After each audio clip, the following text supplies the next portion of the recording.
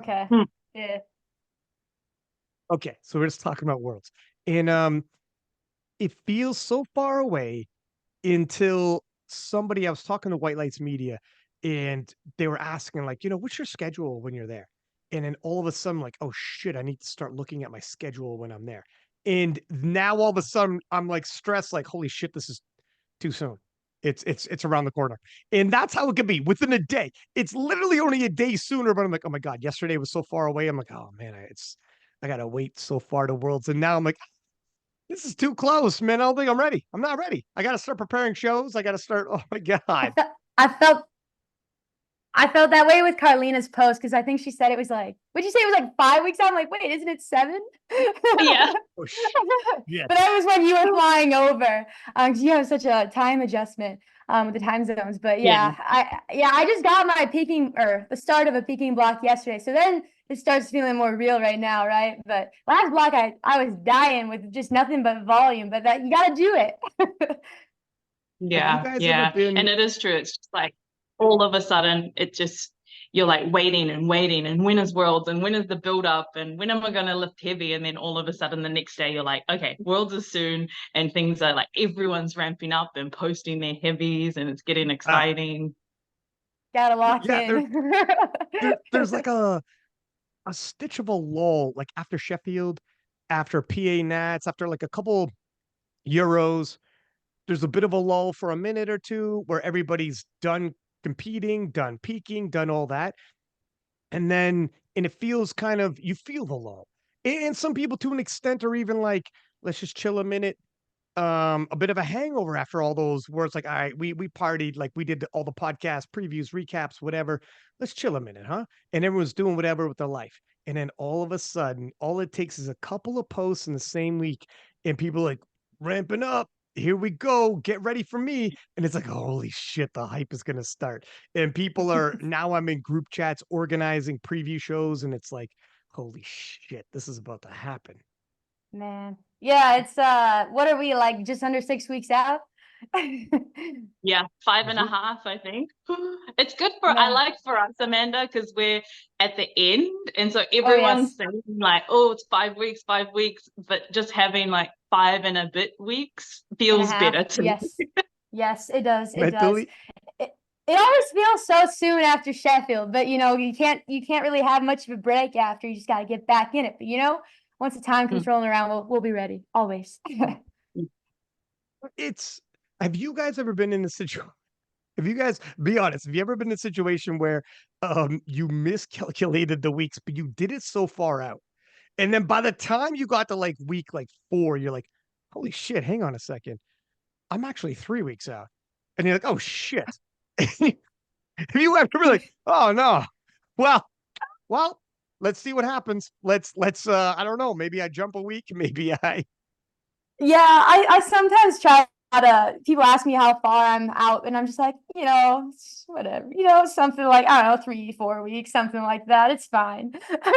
ah No, I mean, once we get that last block, obviously, but it is what it is. We're always competing, it seems like. So there's always the next thing to get ready for. So, but yeah, June 22nd, I'm like, yes, that's around the corner.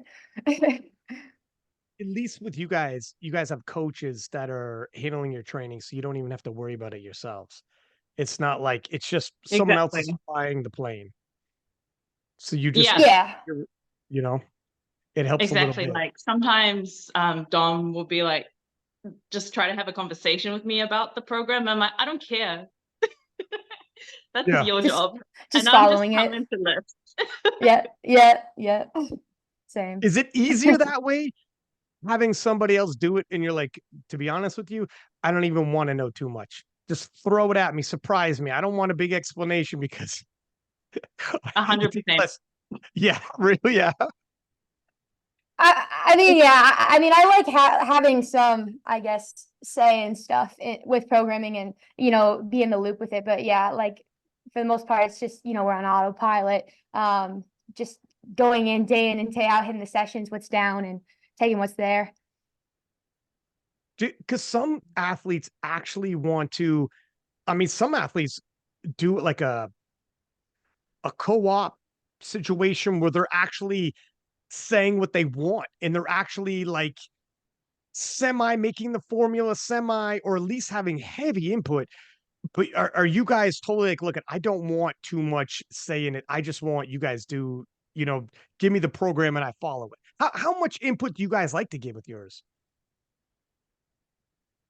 Zero. Zero. I make more requests sometimes, not a lot, but sometimes, just for, if I want to have paused deadlifts put in there, or maybe more, I don't know, close grip accessory for bench or something like that. It's not like drastic things. Like obviously, I trust Joey like 100% and whatever he has down, like that's what we're doing. But, or like, sometimes that last taper week before meet, like sometimes have to monkey with that depending on when we're traveling and whatnot. And sometimes it's hard to find equipment to train on there. So I like pushing it to the last second to get there. I know, Karlina, you like going in earlier because you have such a time zone adjustment. But yeah, we're competing, I think, really late for Worlds. Like, if I'm not mistaken, like 8 p.m. or something like that. So I'm not even going to try to adjust to the time zone. No. And I think like how you're talking about that you'll have a little bit of input if you want, like if you want something, because you've coached before, right? Like you've had some athletes still do before? Yeah. Still do. Okay. Yeah. And we know it works for our ourselves. So I don't know. It's just suggestions. I don't understand like why or how you would co-program with the coach. Like if you hire them to do, put your full trust in them and get the results. So, but yeah, I that's just not what I do. So yeah. And then I'm like the complete opposite, where I don't know anything about programming. I don't know anything. Like I couldn't actually coach somebody in powerlifting because all I know is myself and how my body works. So I can give feedback on how I feel about things, but like Dom just does all of it. And I'm happy to like surrender all of that to him. I don't want to have to think about anything. Yeah, I get that.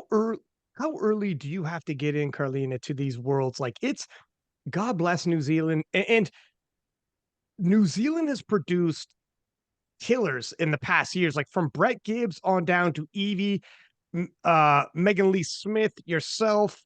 Friggin' New Zealand's got like, for a smaller country, I mean, you guys have a population of some cities in America, and you guys produce world-class lifters. And all of you adjust almost every single year. It's just multiple flights, multiple time zones. I mean, complete different days. You're 17 days ahead. It's a hard thing to just mind over matter, pretend it's not happening. Like it's your body is going to be like, okay, excuse me, it is 5 o'clock in the morning, and yet it's actually midnight. Yeah. You're supposed to be going to sleep, and your body's like, no, we're getting ready to get up. How do you adjust to this? Do you get there super early, or how does this work? Yeah, we have to get there super early. Like, and for me, that's always a week, like minimum.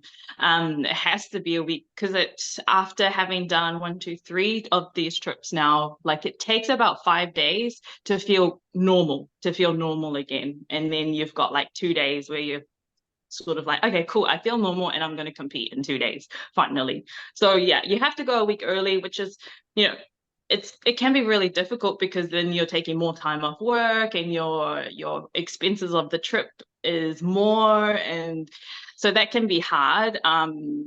But we just don't know any different. Like, we're so used to being down the corner of the world and having to travel that far to get anywhere. But New Zealand's it's a small country, but they're in different sports, and we're really good at stamping our spot, I think. For people who try to minimize the difficulties of negotiating time zones, they really don't fully appreciate where some people of the world are coming from when it comes to time zone changes. Like, it's like, like all this right, Lithuania trip is going to be one of the longer ones. I think the shortest we could find was like nearly 40 hours. That was like the quickest way. Wow. That's quickest. 40 hours of travel. That's almost 2 days nonstop travel, just travel. cut weight like that, by the way, and be like 30,000 feet up in the air cutting weight, or anything, like sitting down in a plane the whole time, and like not to and that's not even factoring, that's the quickest, and that's not factoring in your however many time zones off. Yeah. It's crazy when people, I think some people deal with like a 5-hour time zone change and are like, "Oh, see, no big deal. I did fine." It's like, yeah. Really. Your body thought it was noon and it was actually 5 p.m. Wow, you're a warrior. But time zones are real. It's Yeah. not like your experience is everybody's experience. It's I don't know. It's difficult to explain to everybody. But you're right. Yeah. You The guys day I have probably a 5-hour flight, oh, that would be amazing. I'll go the day before. yeah.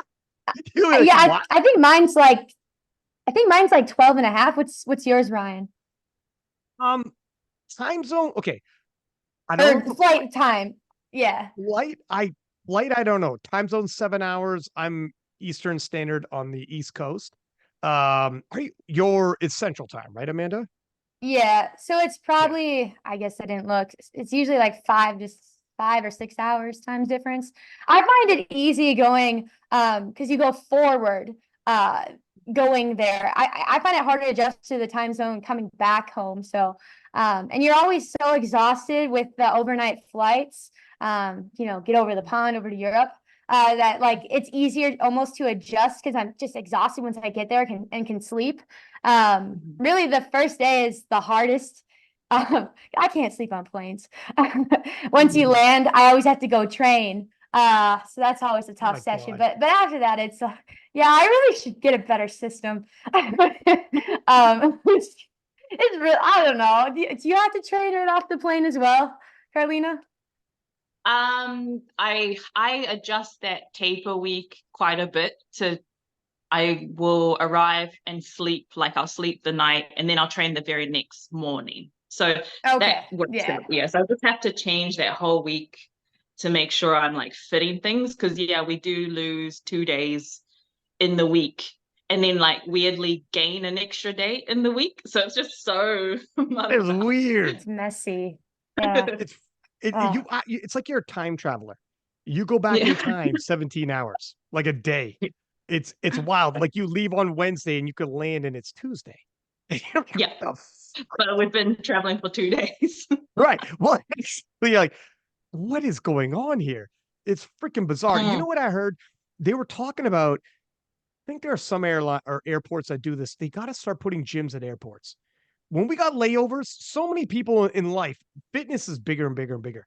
Let's get some freaking gyms at airports. There are layovers that are like hours long. And if you can get a workout in at some point in the middle, not even just for this kind of thing, but even business, I do a lot for my normal day job.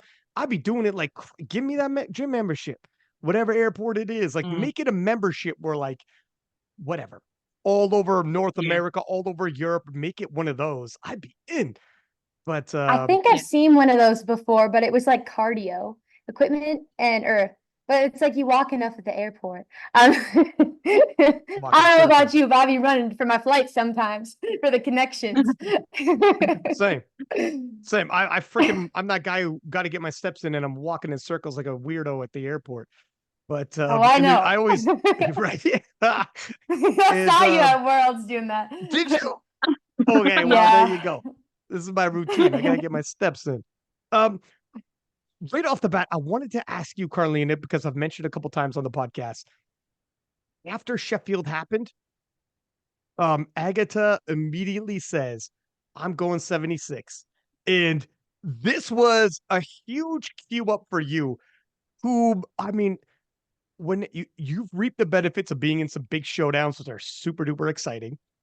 And the winner of Sheffield, when the spotlight is on her, shifts focus and the spotlight on you and says, I'm going up to 76.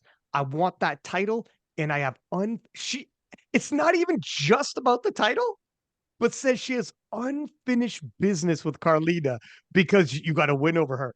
And first off, what was your impression right off the bat? And because your reply was amazing on social media, it was as gangster as it come when you're like, well, come and get some. Come on up and get some. It was an I amazing love it. reply, but it got everybody excited. But what was your impression when that happened? Yeah, I mean, just like from her winning was really insane, and really proud of her to be able to do that at going down a weight class. Like, I honestly didn't. I thought she'd get to her baseline as a 76. Like, I was like, yeah, she'll 580, 590 for sure. But I just didn't think that the 600 was going to happen. And when it did, it was just like absolutely insane that she was able to do that in the way that she did, and just completely like blow Sheffield up pretty much. And then I also did think that she would take and try and just go get that world title, because if you're doing 600 at 69, then you feel so confident that you're able to just get that title from there.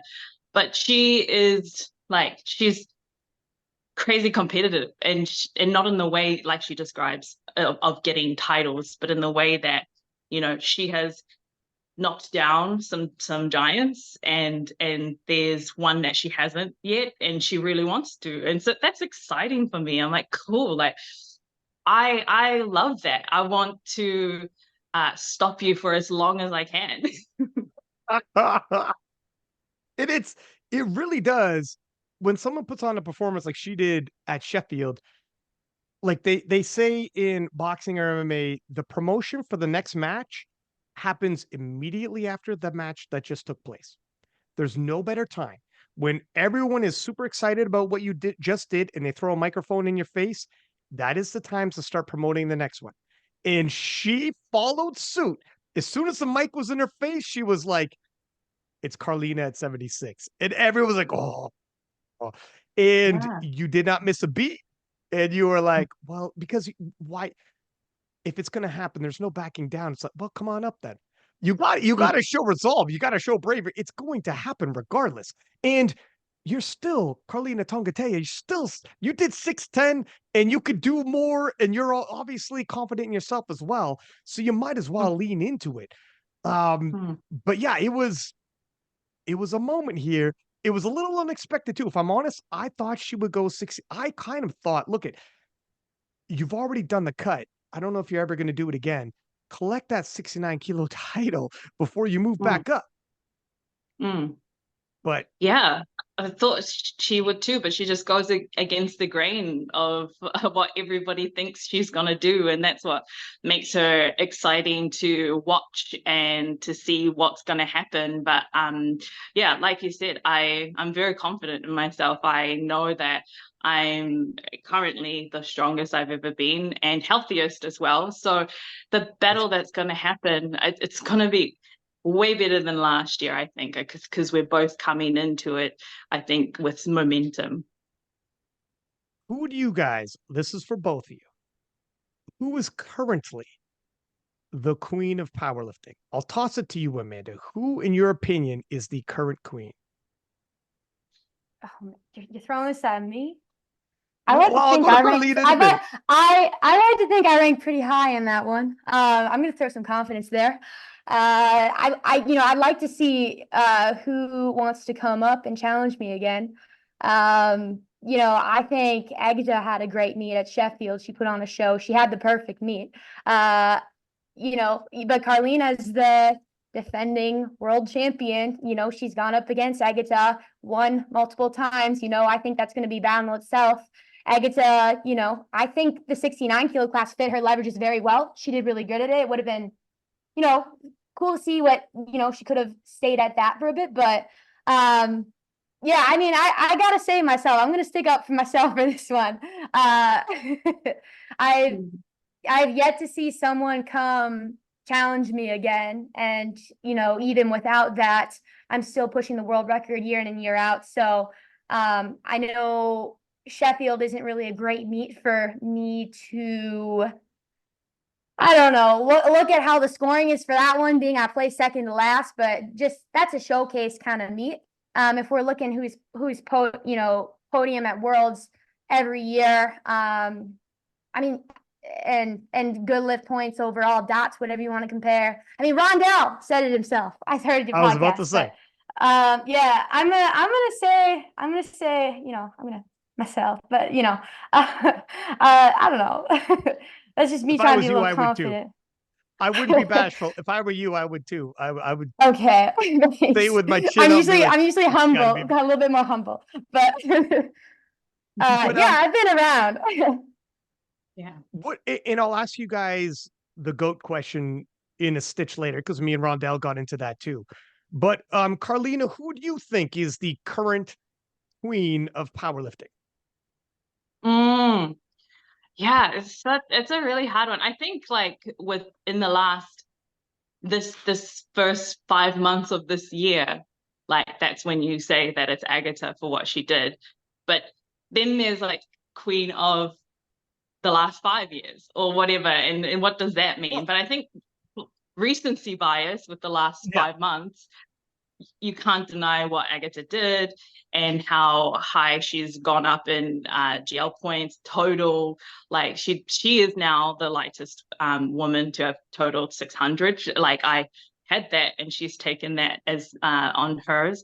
But then yes, like I agree with Amanda. Within the last 5 years, like with her dominance in her weight class, and I did do a post one time that people mistake dominance for boring, and that's like she's fallen victim to that because she just keeps smashing it year after year, and there's nobody knocking on her door, and people mistake that for something that it's not. So I think when you talk about goats and all times, like definitely Amanda's in that conversation, but recency bias would be this year so far is Agata, but there's 6 more months to go. Oh, okay. So you guys gave good points. Sorry, man, if you want to counter there. I was just gonna say I'll ask the GOAT discussion for not only the last 5 years, like you were saying, Karlina, but we'll have the GOAT discussion for like all time, which Rondell threw to Amanda as well. But um you're right. Like, look, there's no right and wrong answer for these, by the way, ladies. So, I mean, and you're also 100% right. First 5 months and the last 7 months, everything can change, and we know that. Mm, It's mm. this is how the game is, but it's good because the conversations change as well. Did you want to toss something in there, man, or did you want to? Oh, I just want to say I appreciate that. I'm really excited to watch your battle with Agta because, like, she's like on the come up right now, and I just think you're gonna show out. You're looking really strong right now, and Thank you. yeah, you're gonna defend that championship. So, but yeah, like, and also like to your point, back in 2019 Worlds, that was like all the hype with the battles, and that's what people want to see, rightfully so. It's hard on my end because you know, I keep showing up at these meets, and it's not really my fault that people aren't showing up as well in my weight class, like comparably, I guess you could say. So it's just like it's hard with the views. Like you don't see like the 84 kilo class on Eurosport because of that, but it doesn't really take anything away from like I've accepted from what I'm doing, because over the years I'm still continuously pushing the world record. Back in 2019, I think I totaled 613, and that video on YouTube has like 7 million views, if I'm not mistaken. Holy smokes! Really? Yeah, that was all the hype. Daniela versus myself. That was, don't get Yeah. me wrong, it was very Oh stressful, my but it was gosh. fun. I was awake at 4 a.m. in the morning watching that battle. So it was the That was hype. And that amazing. was my Yeah, Oh, it was amazing. yeah. first year. But like I've now totaled 647. That's quite a leap from then. But it is what it is. People want to see the battles. That's why like the 76s are so interesting. The 69s. And I think I had my time again. I mean, maybe I'll have to come down or do something else to have that. But I'm Hey, no, no, you don't need to come down. you can come up. I don't know. Well, Yeah, well, but Agata actually flirted with the idea of going 84, but that seems I don't know. that's a far fetch. Why don't you try to beat Karlina first, and then you can try to, Ryan, 600 to 610 to 620 to 630, 40, and I'm approaching 650. That's very, very, very different. I don't care if people making bold calls, but at the end of the day, if you can't make that deliver, you look stupid. Sorry, but It has yeah, got fire in the tummy, and I love it. I don't know. That's why I'm not like much of a huge talker. Like I usually back when I I like backing what I say, or like just I don't know, letting the show speak for itself, maybe. Well, here's the thing to consider as well. You previously you had that like sensational showdown with Daniela Mello, and you're young. It is only time that it's going to come around back to you. Whether it's someone that's going to move up or whether it's someone that's going to emerge and start catching up enough to make it, ooh, this is a battle. We'll get into that in a second because there are some people kind of emerging. They're young, juniors on the rise, but we'll see. But you like, who knows where the next person comes from? Agata kind of sort of came out of nowhere and emerged very, very quickly. But yeah, I do understand how I get it both. We see greatness on display whenever you hit the platform, but then I mean, the spread is crazy between you and everybody else. And then when it's Yeah, like like the sorry, go like ahead. I don't have to go out at this world's like and have this like, you know, it's this big battle. Like I don't necessarily have to like worry about that at the same time. Like I don't like showing up to meets, not putting out like my best, if that makes sense. Some people are out here not taking their third deadlift or whatever because of Sheffield, you know, not push that world record total more than they have to. But, you know, I was out there last Worlds pulling that last deadlift because, you know, I don't know. I'm not going to win Sheffield, but I'm going to go out there and try my best regardless. But yeah, I think that's just a competitor in me. But just always want to, I mean, it's a long way to travel. And I think Karlina could agree to not and train for as many months as we do to not try to put up what we can, if that makes sense. If we look at the 84 pluses for years, it was just Bonica. Now look at that division. Yeah, It's as hard as hot that's gets. true. That is killers. It's so getting on the podium is going to be crazy. Bonica's not even going to go to Worlds. So Yeah. in terms of people emerging from different pockets of the world, and all of a sudden the 84s could light up, it can happen. You know, hang in there, keep asserting your dominance, collecting all the different chips and all the different titles, and your resume is going to be stacked. And we'll get into that.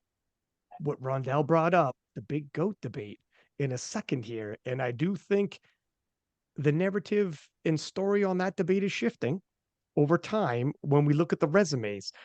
But let's put a pin in that for a second. So going back to Worlds, Karlina, as you look at this, is this more the same? Does it feel more the same? Does it feel extra exciting? Because holy smokes, the Sheffield winner just literally called me out by name, says that she has unfinished business with me. It's like it's got to be you. It's almost like if the title was on a line or not on a line, she needs a win over you because you got two of them over her. And it makes it sit better with her if she could even the score, or well, not even the score, but get one on you. Is this motivation, excitement, nervousness, all of it all wrapped up into one? How does this feel? Yeah, no, it feels completely different to last year, to be honest. You know, um, it feels more exciting in a way because of what she's done and because of where she's gotten herself with that Sheffield performance, and also just knowing, you know, how much she really wants it. It's exciting to think that I'm gonna be in the way of that. It's petty, but that's pretty exciting. But it's just I'm coming at it from a completely different point. Like last year, it was trying to chase something and trying to gain something over Jess and Agata. And then this year, it's like I'm at the top and I'm trying to hold on to what I have and keep my title. Going into Worlds last year, the whole prep was, the mentality was like, I'm pretty exhausted, my body is hurting, and I still know I'm the strongest, even when I know I'm not going to make any gains in this prep. I know that this prep last year, all I can do and hope for is to maintain, but I still knew that was strong enough at that point. And this year I've had time and I've been able to get rid of all those aches and pains, and I've been able to make gains, and I feel strong, and I just know that I'm going to be able to put more on if I have to. And I think I'm going to have to, because I think she's going to push past 610. So it's last year was, let's do what we have to do, and this year I just feel like we're gonna both push each other past where we've both been, and that's really exciting. And I feel really strong.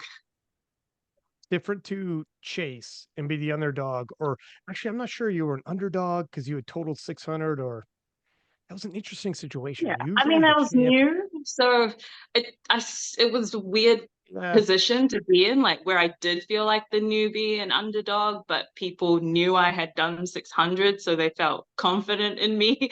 And then again, like this year, I still was to some level and feeling like an underdog because of how huge Agata's performance was, and I knew that was going to happen immediately. No, confidence. You're the champ. I'm not. I know I'm not. But some people like will speak to that Agata is on a huge upward tick, but I know that I am as well. Yeah, and like also depends, like sometimes people have their meets, and you have to look like overall, like who's consistently hitting like 8 for 9, 9 for 9 each meet, and my money's with you. Here's the thing too. Underdog or favorite is more, not so much like if you were to say, I think I'm the underdog, it doesn't necessarily mean I think the chances are I'm going to win. You might think, I think the chances are I'm going to win. I think everyone else thinks that the other person's going to win. And that's a whole other discussion, which is very interesting. Yeah. Here's pretty much what it is. Yeah. I know I'm not the underdog. And so do you think, I'll ask both you guys, and then I'm going to throw a question to both you guys after this, but going into that battle in particular, who do you think the consensus favorite is amongst the powerlifting community? And this is a tough question because Karlina's reigning world champ, got the bigger total, but Agata, the hype on Agata and people seeing what she did 600 at 69. But then, I mean, not breaking it down, because Amanda made an excellent point. Hey, look at what if the gains you get moving from 69 to 76 are not what you think they are, leverages wise. It doesn't mean like a big jump in body weight doesn't always mean a big jump in total. It doesn't always mean that. It might mean a jump, but maybe not what you're anticipating. But that is not a breakdown analysis I'm asking. I'm asking, what do you think the consensus of the powerlifting community is, which is, I'm going to put a poll at some point when we get a little closer, but I'm not sure. What do you think, Amanda? And then I'll throw it to Karlina. I gotta go with Karlina. She's went up against Agata before, has won. I mean, I think Agata fits great in 69. I think she did great, has done great things in that class. I just think at 76 that Karlina has showed that she's beat her before. So I think unless the public's going off of hype off of Sheffield, then I don't know, then they're blinded. But Karlina has come out on top. So I don't know. I think she'll it'll be close, but I think the stronger person's gonna win, and I think that's Karlina. What do you think, Karlina? How do you think the community is looking? And you could say, I think the community is wrong, or you could say, I think they think I'm going to win and they're right. But what do you think? Yeah. I have a feeling it's going to be like quite evenly split, because half of it's going to be riding the wave of Sheffield recently. And like, because her following just blew up. So I think it's going to be split. And then there's going to be the other half of people who look at the history and who know that, and who think about the weight class thing and are seeing my training. And I think those people will know that I'm the strongest, and that Agata has potential. It's whether she's going to fill it within that short space of time since Sheffield, and is she going to do it by Worlds? I personally feel like I'm stronger right now and that she'll push me past 6'10". Yeah, that's how I feel about it. Do you two, because maybe this is a two-layered question. Do you think it's harder to be the underdog or the favorite leading into a battle? And both you guys have been in battles. A, and B, which do you like more? Now, on the surface, that might sound like, I mean, you might say, I think it's harder one way, but I enjoy it being harder. It pushes me. Or you might say, the opposite. Because you could make a case where defending is more difficult, less motivating, and you're hungrier chasing somebody and trying to take something what's theirs and people doubting you. But I don't know. I don't know. What do you think, I think Amanda? it's I think it's harder in the public eye, like with social media being told that you're the underdog, like you're gonna lose, you're not gonna win against so and so. Because I've been in that situation before. I think just mentally that's hard, but it also on the flip side, it really makes you want to train just that much harder and show up and show out and prove them wrong. So it's been a minute since experiencing that, but gotta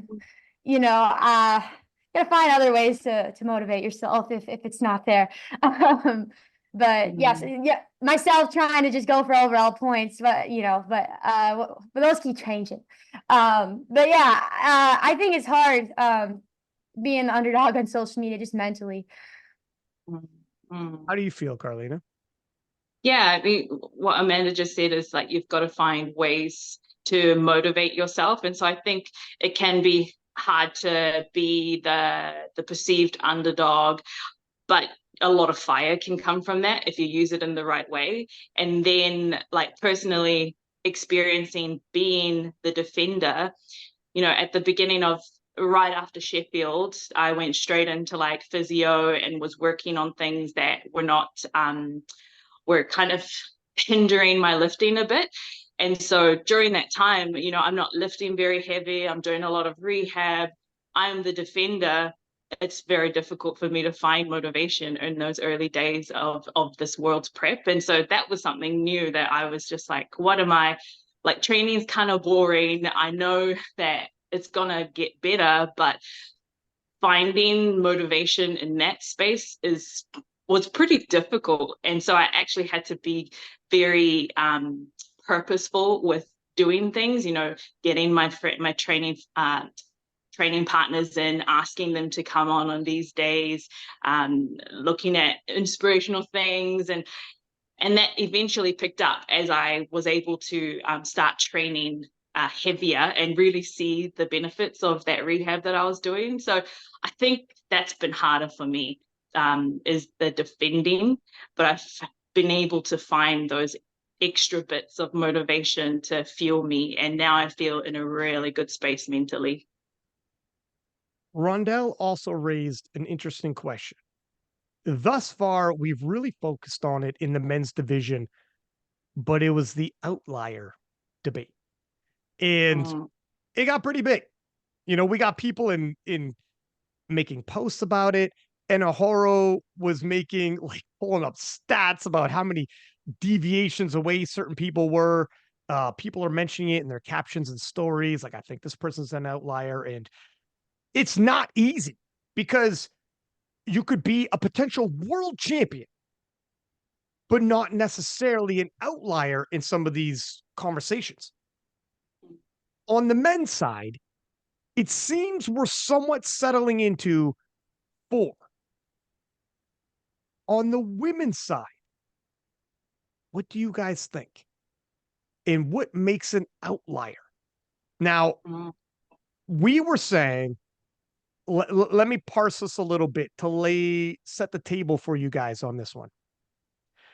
For instance, we're not necessarily saying accolades in terms of if you were a champion X amount of years in a row, because there's interesting situations where you could be a champion X amount of years in a row, but if the competition's tight, you're not standard deviations away from your competitors. Whereas, you know what I mean? We're looking for like Perkins being so far ahead of the 74s type deal. And the 93s, for instance, Kaiko won several years, was a several time world champion or ranked number one, but he was right in the mix every single time. And while that is going to make him a legend and all-time great and probably the most decorated 93 of all time, he wouldn't by definition be an outlier because he's actually have peers to his left and his right, which in that respect is favorable when Amanda's like, God damn, I wish I had that every now and then. Thank you. But for a good showdown, on the flip side, difficult to say I'm an outlier. Well, no, you have peers, but it's a good thing, sports-wise viewing. But in terms of the conversation of outlier, it's another conversation. So I set the table a little bit. Amanda, what do you think here? How many outliers do we have in the women's side? Oh my gosh. Well, myself, definitely, 6'1". You know, the 84 pluses used to be, but not anymore. Well, now we're talking about a show, you know, with you, Karlina, in the 76s. So that's hard to say. 69s are stacked. I mean, because then you have like Tiffany going up against Jessica and they're in the relatively close 47s. as well. They're kind of close too, aren't they? The 52s, Evie, Noemi. Yeah. Maybe Evie's quite a little, maybe yeah, Evie. that might be there a little. Yeah, it might be with Evie, but like the 57s with Natalie and Jod are really tight. Yeah, they're back and forth. I don't know, maybe 63 is 60. Yeah, 63s. Well, that's confusing because both Laya and Corolla went up, and that was like tight back then. Yeah. So I would say one or two. Myself, and probably Evie. It's tough. And you know what? Okay, we'll let Karlina jump in, but the fact that there was at 84 plus and there isn't now is also like, it's a difficult discussion. It's like a moving target. Karlina, what do you think? It's a tough one, isn't it? It's a very difficult one. Oh, well, Amanda's an easy one because you're just like, that's easy. Well, that one's easy. Yeah, that one's easy. Oh my gosh. And then Not what sweating. I think now, what I think with the other weight classes is that the outliers, it's like you can almost, with a lot of them, it's the top two and then there's everybody else. And so it's sort of like that's true. The 1 and 2s are the outliers of their entire class. Like there's you can't really count it for the 76ers because I feel like Worlds last year for Jess was definitely far from her even close to her best, and that would make me and Agata an outlier if that was her best, but it wasn't. And so I think for us it's like the top 3 and then there's everybody else. And then you could even argue like with the 69s before Agata, like as a 69 she kind of looks like an outlier, but then even with Corolla and Leah, they're still far ahead of 4th, 5th, and 6th. So it's like a different tier of outliers. It's not Amanda level. She's like top outlier. And then I was thinking like top. I was thinking tiers. like top 1 person, but yeah, she makes a very good point. This is a really good point. Let's add this to the discussion then, because this is maybe more layered than we even originally thought. What if 2 outliers rest in the same weight class? Is that fair to eliminate them from the conversation of outliers because they have a peer, when possibly it's like, well, what if they're both outliers? And that's interesting as well, because that can happen. You can have 2 outliers, same weight class. Now in the 69s, we had 3, and Agata was 15 kilos ahead of Leah. So I think maybe you can't say Leah and Gara previously. I would have said for sure. On the flip side, they could maybe both make 63 in the future. So who knows if they would count, if they could cut, maintain weight, and be like, okay, they're back in the sky. This is a tough one. This is not a freaking easy conversation. Yeah, what do you think about that? I think, our sport, though small compared to other sports, there's still thousands and thousands and thousands of us. And so I do think there is, like, you can have just more than one outlier. Like, you can have a couple of outliers if they truly like meet the definition. And currently, like for the 76ers, I think both myself and Agata would kind of fit that, like not officially for Agata, but pretty much, because she did 600 as a 69, and then so me 610, and then the rest is like 560, 550. And so yeah, I think for some of the weight classes, definitely there's two outliers. Yeah, like I guess like when it comes in terms of the meets, because you're seeing those tight showdowns between class to class, but like definitely like if you're looking at the overall like population of lifters, 100%, most of us out there competing are, who are podium that are the outliers. But yeah, that's kind of just a different way to like think about it, which I wasn't before. But yeah, definitely. Yeah. I'm not sure. It's tough. It is you literally have to plot a graph and start doing the standard deviations away and start doing like all of that. Oh Man, I haven't taken stats class since university, and that is longer than I'd like to admit. So I don't know. It's not fun. I don't like Arlena's a stats. doctor. She's super smart. Yeah, we'll leave it to her. That's smart. We're not doing that. Okay. You don't have a doctorate in stats, right? But still, I don't know. It's a tough one, but it's interesting, and definitely as we move forward, do you guys think how much more is this going to expand moving forward? How much more is like, are these outliers, or are in 10 years, is it not, are we going to look back and like, okay, they weren't outliers. There's outliers compared to that talent pool. How does this all look in the future? Because it's all moving targets. What do you guys think? I think it's totally going to change, because like you're just seeing like a rise in the women's side in powerlifting. Like now, like I like to think we're a big part in helping bringing women to the sport, just bringing eyes to it. So I think it's totally going to be different. And it's just us veterans have to keep up with the times, stay healthy, that longevity game. Yeah, it's I feel like at the moment, like for us, keep winning year after year, it's really just our trying to stay healthy. We're competing against our old selves, trying to get back to what it was. If there's like a small, I don't know, injury in the process, but yeah, I believe there's a lot of talent that's going to continue to emerge. I mean, we came out of nowhere. Everybody thought we were like not possible, right? But we're standing here. But yeah, I mean, powerlifting's only growing, so I think it'll look a lot different. What do you think, Karlina?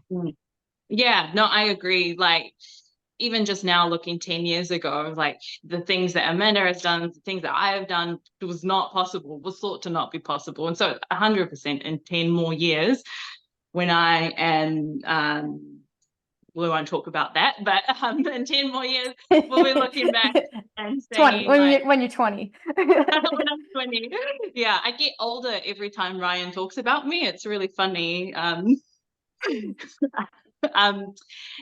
so yeah, we're going to be like those lifters, veteran lifters that are like, oh, back in my day, 600 was like amazing, and in 10 years it's going to be like 650 and pushing past that for the 76ers. Yeah, we'll have been the outliers of our time, but it won't last forever. We'll hope the records hang on for as long as they can. Well, it is, you guys, here's a good point. We won't get there without you guys. We can't get there with what you guys are doing right now in this era. The future and whomever is going to come, and records are made to be broken and things just keep getting pushed, are watching what you guys are doing right now at Sheffield, World Championships, etc., getting inspired and entering the sport. And me and Rondell also had that conversation. They're okay, so let's have this placement conversation then, because it's interesting. Who is the greatest of all time in the women's division? Previously, without a doubt, it was always, well, it's Kimberly Walford. Kim She's Walford, got yeah. like 7 or 8 world titles, crazy amount of national titles. It was insane. Now, and Rondell raised a good point, and Rondell said, I think it's Amanda Lawrence. And we had this discussion where if you look at Kimberly Walford's totals, and at the time when we were saying, you know, she's an outlier and it's just phenomenal. I can't believe it.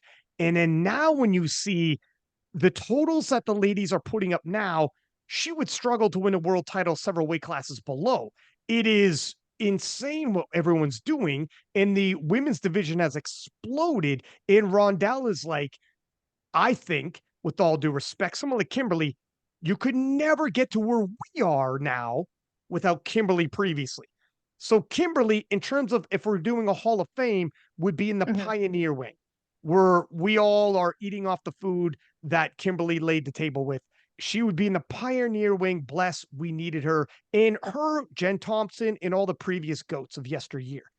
But in terms of the greatest of all time, Rondell was saying, I don't weight world titles the same if you won a world title in 2014 when the amount of ladies lifting and competing globally was a fraction to 2024. And if you won 3 in a row, 2014, 15, 16, that's not the same as winning 3 in a row, 22, 23, 24. It's just, yeah, because the pool has increased like, exponentially. There's so much growth on the women's side of powerlifting the last, I don't know, seven years or something like that. But like I have immense respect for the GOATs, the greats of, you know, they're part of the reason why I am where I'm at, and to even be in that conversation with them is a huge honor, I guess. But yeah, I agree. You have to be able to keep up with the times, with the current strength. And you know, these girls are coming out of nowhere and they're super strong as they find out about powerlifting, and it's you know, I think it's exciting for them to you know, find something they enjoy doing in the gym and to train for and to, you know, to work towards. And you know, there's just a lot of eyes on the sport, and you know, we're gonna World Games, you know, next year. Rob lifting is, or classic powerlifting's, you know, going to be in there for the first time. I think that's really exciting. We're kind of moving away from not just always equipped back in the day. So I think it's just like you know, there's this turning point. What do you think, Karlina? How do you, I'll ask you guys who you guys think the GOAT is as well, but how do you place all this? Because things change over time, you know, and you want to show respect to those who came before you, but then you also want to weight it appropriately in terms of accomplishment. Yeah, I think like I like the word like pioneer of the time, or like even like Hall of Famer, like, you know, like she would go into that kind of category, like the GOAT of her time and a Hall of Famer. Like that's where I would put Kim.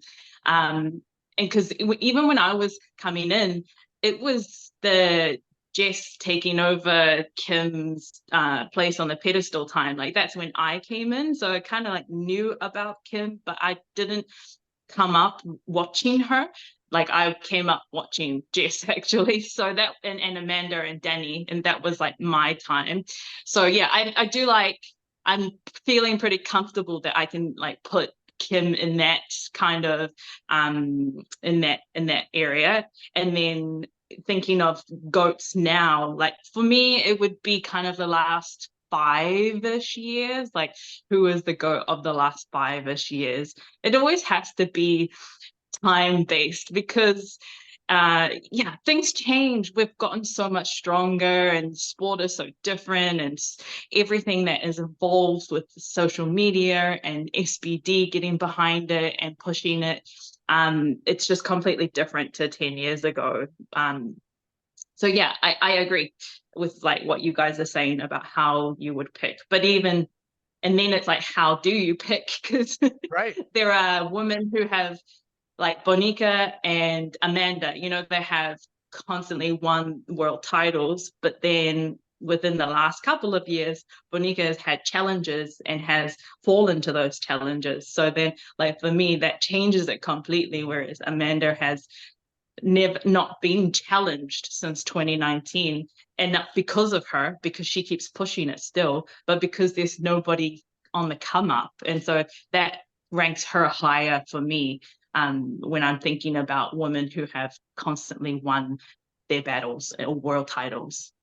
I appreciate that. At the same time, like if I wasn't told, you know, if I don't know how to explain this, like winning a world title is different to me than hitting also like a total that's like respectable, worth a lot of, you know, points, IPF, dots, whatever you want to, Wilks, whatever, however you want to score it. Because I don't think I would be in that conversation if I was just, you know, winning these multiple world championships, if I wasn't placing, you know, top 3 every single meet. You know what I'm saying? So I think there's like kind of a balance there. Like, a world title isn't always, I don't know, a challenge. Sort of. I mean, only you could say that, to be honest. Well, I mean, well, back in the day, maybe people could say that. right. Right. I mean, Yeah. you could say that for a little bit with like Leah, but then again, within recent years, that has changed with challenges coming up and Agata and Carola, and the person who has just stood the stand of time with challenges and changes, especially in recent years, is Amanda, and she keeps setting world records. So it's like she's also doing it at an extremely high level, and making it even more difficult for anybody else to come up. I would be totally for comfortable. myself with Sheffield. I would be totally comfortable. Rondell said this, and I think Rondell said Amanda's the GOAT. And in terms of Amanda's reign of dominance, for sure, the number one outlier we have. And even one year, she had the highest total in the tested side. She's not in the heaviest weight class. Like she's got a lot of accolades. I And appreciate that. Granted, that was I'm just gonna say because that was 2020 as well. Because now I know. maybe I'm just gonna stick up for. I Right. don't want to I step know. on I know. any You're right. toes. I know that 84 pluses are to be stronger than me. They should be. Right. Right. It was right. Right. It was 2020. I got it's true. But still, the accolades are big. I would be entirely comfortable for someone to say Amanda Lawrence. And I think you've got to be in there. And I'm sure as time passes, if in 20 years we had this conversation, we'll have some freak athletes emerge. And God knows what those ladies in 20 years' time are going to be doing. But you will never forget. You guys have come in such a special time where we're on CBS, Eurosport, Sheffield, the Olympic YouTube. It's now is like we're as legit as we've ever been. And we're previous people. I had this conversation, I think it was with Bob, and he was saying actually, well, it was Brett, actually, another New Zealander, Brett Gibbs. And he was like, man, I could talk to some kids and they won't even know who Brett Gibbs is. And he's like, it hurts my heart. I got to explain to them. Brett Gibbs was like a multiple time world champion. I mean, that's crazy. I know. Yeah. Amanda's face is like, oh, they're, visibly they're really injured. young then. He looks visibly injured from that comment. I was too. But I was telling Bob, Brett just missed the cutoff of the big jump in terms of like Sheffield arrival, you know, television and the social media boom that like the Olympic Channel viewership was 400,000 for IPF Worlds. It's crazy. He just missed that cutoff. I think even though I'm sure powerlifting will continue to grow in the future, and the ladies and gentlemen of the future are going to enjoy the fruits of the labor of what everybody right now is doing. Oh yeah. I hope we can when stick around for long enough. right, in whatever capacity. Yeah. But I think so. Where some people were saying, well, the way the younger crowd doesn't know who Brett is, maybe in 10 years' time they won't know Amanda and Karlina and or anyone from this era. And to them, I would say the digital content and assets created in this era is different than Brett's. And I think no. I think just like other sports where in basketball, I mean, this is a bad one for Karlina. It's not big in your region, but in basketball or whatever sport, we know all-time greats from like the 90s or 80s, like Magic Johnson and Larry Bird or whatever. Why? Because even though sports gotten much bigger since their time, there was enough, media and everything out there that anybody who wants to dive into the past, any 76 in the future is like, I'm interested about the all-time greats in my weight class. It won't take much to dive in and find, ooh, I found Karlina. Maybe that person's even from New Zealand. And like, fuck, did you know 20 years ago, New Zealand had a world champion 76? And the amount of digital assets created, that are never going to go away. Every podcast you do, Karlina, every Sheffield, every Worlds is out there forever. And you, Amanda, it'll never go away. All of these things are out there forever. And I think because of that, even though I agree to an extent when people say, look at in 20 years, we in sports actually do look back. We like looking back. We in other sports, the mainstream sports, you flip on the TV and they're like, what are the top 10 NFL quarterbacks or linebackers or whatever of all time? I'm not a American football guy, but they will do it and they will have these lists with some individuals going back decades.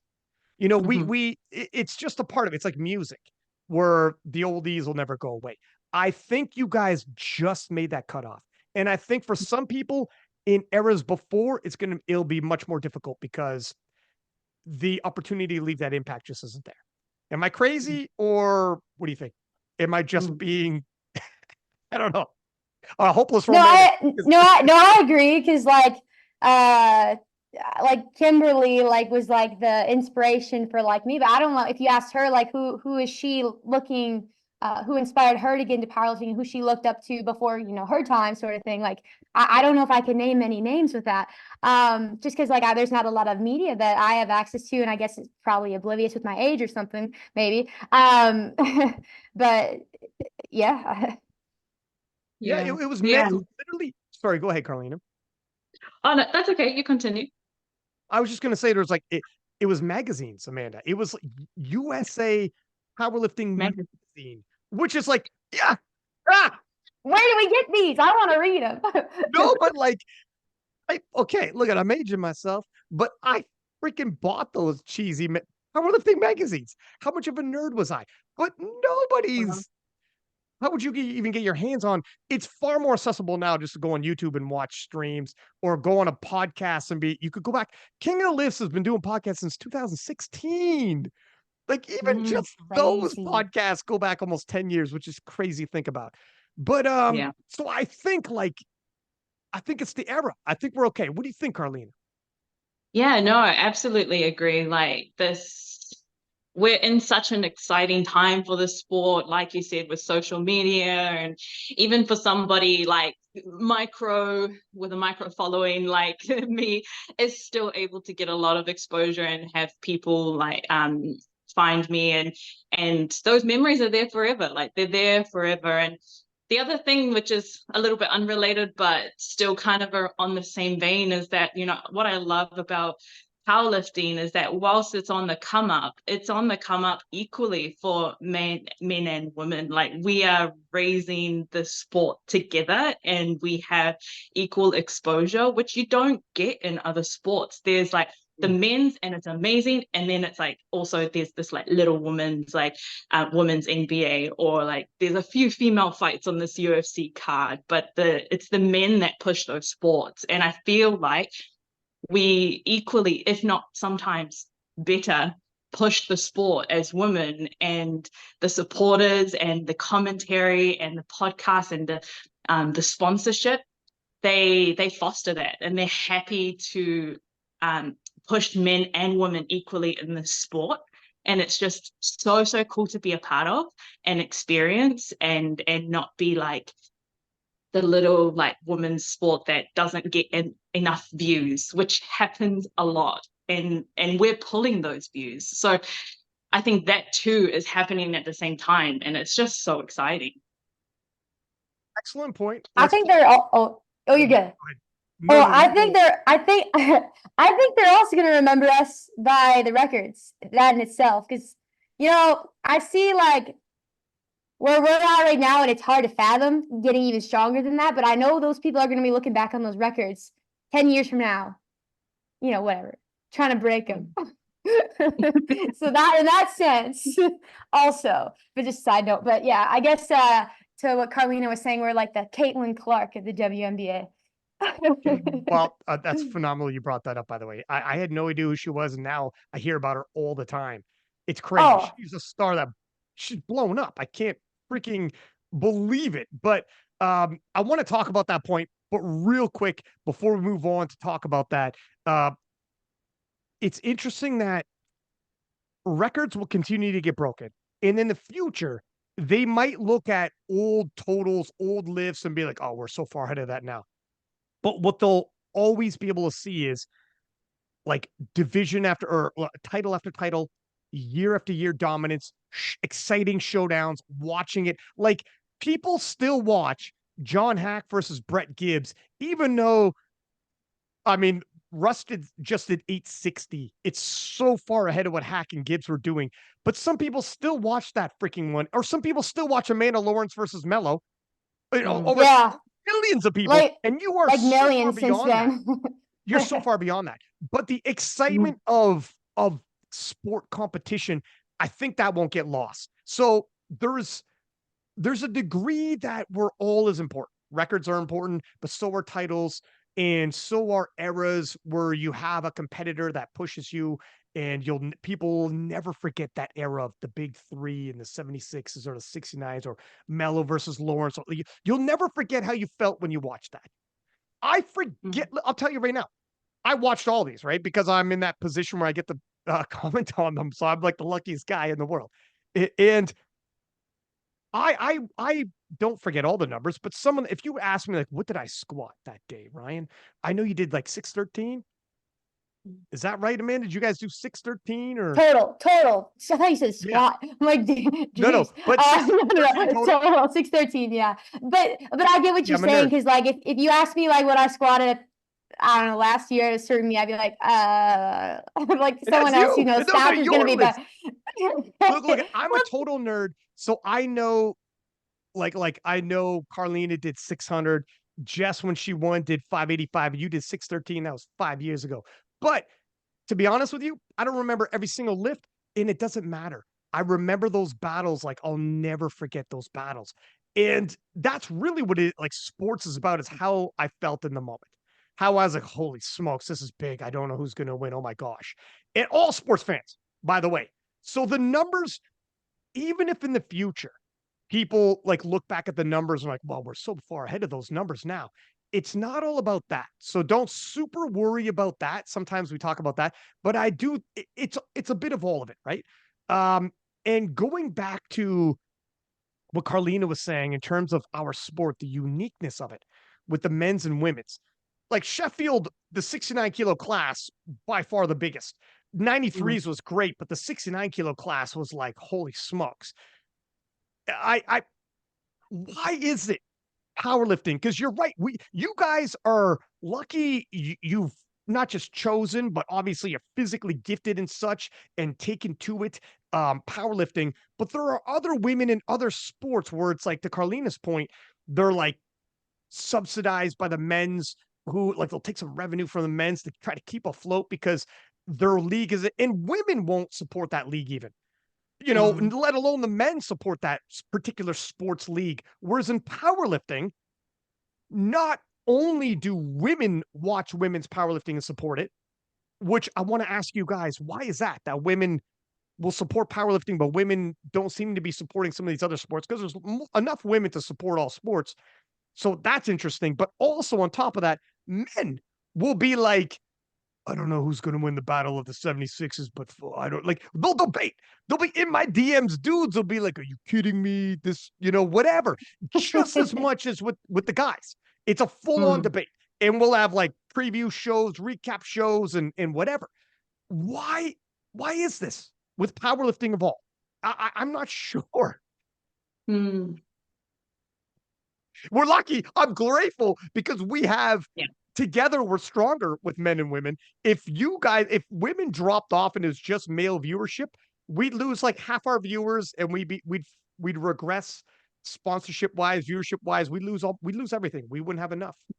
I think people are just shocked by like, and as you see more women like start to join powerlifting, just shocked just how strong like we actually are, and it's intriguing, it's exciting, and it's also like more relatable. I guess you could say like maybe certain women don't watch other sports because they don't play that sport or it just doesn't interest them. But there's a lot of people in the gym that it doesn't matter if you're competing or not. Like powerlifting, it can just be fun to watch, and it's also all over social media. Anybody can really, or a lot of people can squat, bench, and deadlift, and can relate to that, right? It's just, I mean, my first national meet, I went out there and there's a 90-year-old woman out there just squatting the bar.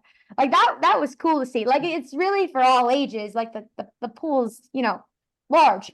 That could be why. But it's just also just shocking to see like worlds last year. There's what was it like? There's over four 600-pound squats that happened like back to back to back to back, or like it's just flabbergasting. Like back to back because there's like second round and then third round. It was crazy. Yeah.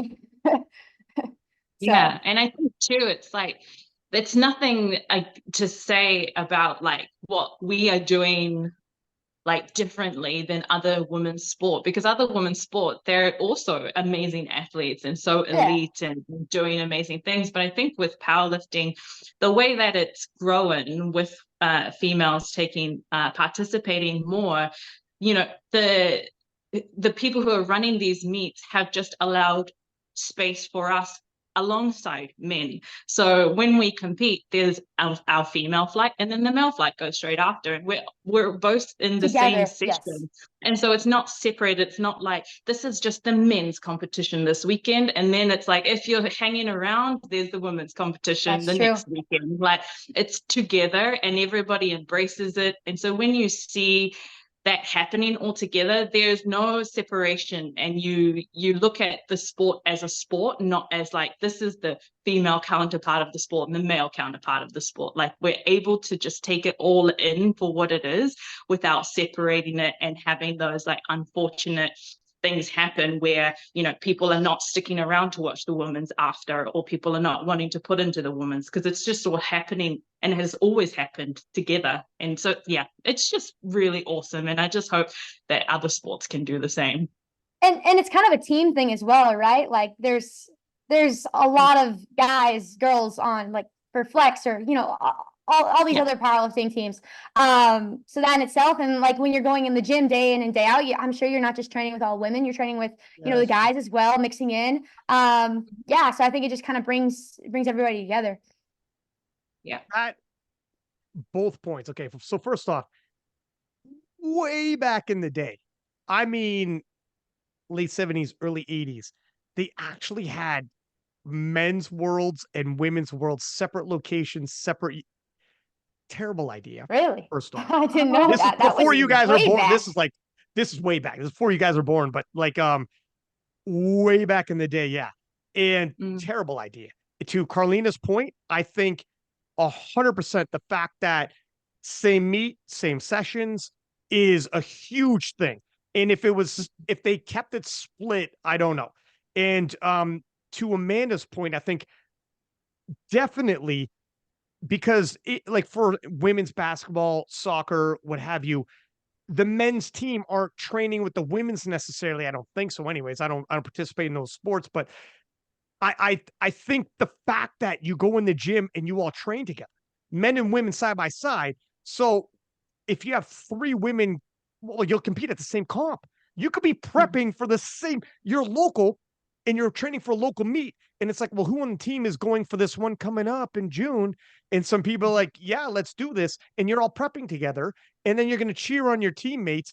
And then, so it's natural from the grassroots level, from the local level. And as stars emerge from these teams together, training together day in, day out, when people start making it to the next level nationals, oh shit, she made it on a national team from your hometown. Of course you're Yeah. gonna. Yeah, of course. She made it through. Holy shit, Amanda made the national team. Holy shit, she's going to Worlds. Of course. It does. It actually, you're probably right in that, like, yeah, whether it's Tommy on the team or Amanda on the team, yo, we got one. We're watching the stream. Let's go. Yeah, yeah. Like as much as like this is an individual sport, it's really not. It's a team sport. Like it takes more than one person to put out these meets, right? Yeah, I can't think that there's many other sports like this where it's like a combined effort, like it's as men and women together as a team. So it's really cool in that aspect. Yeah. I think possibly, well, I don't know. Track and field is big on women's side. Like it's an Olympic year. That's true. And I'm kind of an Olympic nut too. But I don't know if maybe they train together. I'm not sure. But I do think you guys are onto something with both of what you said, where the comps are all together. So, and we're all training together at the gym and we'll be at the exact same meet together. So it totally makes sense. You were literally conditioned to watch each other right from the get-go. Right from the get-go, it's totally normal. So yeah, I think we figured it out though. Powerlifting figured it out, and we are way stronger because we are together. And I'm glad it is what it is. Here's another one, follow-up question, kind of the same direction, but the women's division seems to be far more global, dispersed globally, whereas the men's, don't get me wrong, there's a lot, like it's all over the world, but there's talk, I'm sure you guys have heard of the US men sweeping, possibly. I don't know if they're going to sweep. It's never happened in history that one nation swept at any worlds. But there's talk of it, which leads you to believe, even if they sweep or don't sweep, my God, the US is so dominant. Whereas on the women's side, it's not even, it's like, what are you talking about? This isn't even discussed. Like Agata's from Poland, Karlina's from New Zealand, Amanda's from US. Don't let me go on about France, please and thank you. Freaking Canada's got Brittany Schlater, the 84 plus champ. Like it's the Karlina Corolagara, sorry, from Italy. I mean, and Italy's got a couple different shooters coming up. It's so dispersed, Evie Corrigan from New Zealand as well. Why is it that the women's is spread like this? Do you think? Oh wow, that's a stumper. Yeah, I don't know because and it wasn't always like this, by the way. The U.S. women at one point, I mean, they're still extremely strong and I haven't crunched the numbers yet in this world, and they're routinely the one to win in terms of the nation. But we'd be remiss if we didn't mention, like, obviously the French women and other nations could definitely threaten and could take it at their swing. They're like 2022, Leah missweight, Megan 163 kilo class. That was pivotal for Team USA. They needed some kind of an occurrence to shake things up. It's that competitive on the women's side.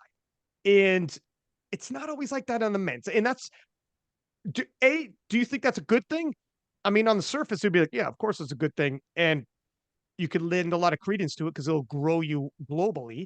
And maybe that's why the women's side has grown so quickly, because globally, no matter where you are in the world, you could find yourself a woman in your region to look up to. On the flip side, people like dynasties. So you could make, people do like dynasties. I don't know. I don't know. I don't know why this is. Yeah, you could say that. Sorry. You can go. I just think we're just on this growth curve, and like we're not at the top yet of our women's in powerlifting growth curve. And so I think like potentially we're just seeing that increase, and we haven't even hit the peak yet where all these countries have a big pool of women to choose from.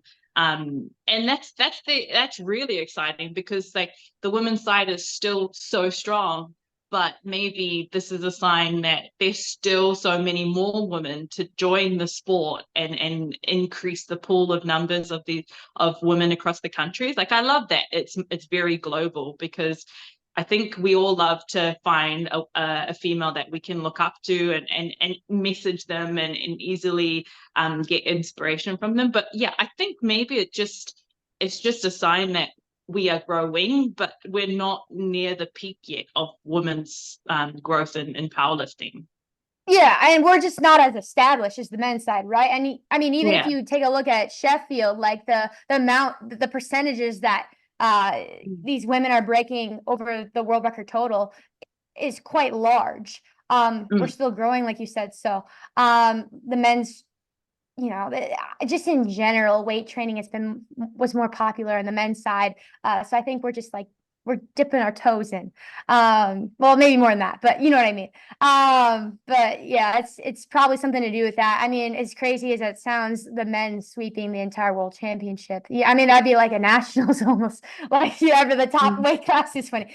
I don't know what to think of that. I mean, that just might be a one-time thing. If that happens, that's out of the ordinary, I would say. Because powerlifting is quite popular all across the world, but I guess it's just what pool there is currently, right? It is okay. So it's never happened before. I don't know if it's going to happen, but I'm telling you, if it does, the way that powerlifting is expanding, and the way we know powerlifting is going to continue to expand with, there's TV deals and millions of people are going to watch us live on television. No pressure, ladies. But when that happens, you are going to have some 7-year-old girl is going to watch this, or boy is going to watch this, and you won't even see their presence until, everyone who's currently at that Worlds is retired, but they're coming. It's just like basketball in Canada. When the Raptors first came around, Canada had no basketball players. Our national team was pretty bad. Same with our soccer team, our football team. We call it soccer here, but before that North American league started up, we had no, like, Team Canada was garbage. Now, 20 years later, that these kids who grew up watching it, other kids did not grow up watching it previously. 20 years later, did you grow up watching it? Yes. Now, Team Canada, those kids who grew up watching it, we have basketball players, and we have like our basketball team's good. Our soccer team is actually making the World Cup, and had beat USA and Mexico to get into the World Cup, and things like that happen. So these things will happen with powerlifting. These things will expand with powerlifting. And now that we're on television and all types of mainstream, the next wave we haven't even fully felt yet. Some people are going to grow up with powerlifting where other people never grew up with powerlifting. I wonder, what are the possibilities of a nation in the future? I think it's going to be almost like unheard of. A nation could possibly sweep. I think this might be the men's Team USA, even the talk of, and I don't even know if they're going to do it. I don't even know if this is just hype. Jesus Oliveira's cut a promo at Powerlifting American Nationals, and people looked at the stats like, oh, that's crazy. And then they looked at each weight class, and they're like, well, shit. I mean, there's a possibility for sure. It's a possibility. It's actually not crazy. It's actually not crazy. Yeah. But if this happens, that might be the last one. This might be the last time this could this be, or am I crazy? In like 10 years, are we not going to get too big, too global with Eurosport, CBS, and all the rest of it, where it's like, look, this thing's going to blow up and no one nation is going to be able to sweep, right? Or am I crazy? I don't know. This just might be an odd situation.